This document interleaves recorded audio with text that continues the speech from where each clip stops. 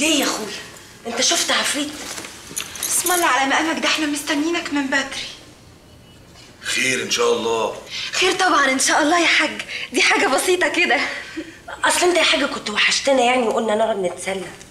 فواز حبيبي تقبرني ان شاء الله، اشتقت لك كتير كتير يا قلبي، كل النهار دق لك وما عم بترد علي، شغل بالي حبيبي، بيك شيء ولا بقول لك تعال نحكي بأوضتنا براحتنا.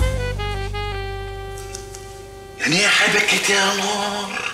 الليله يا حاج، الليله وهتختار واحده فينا. ولا شو؟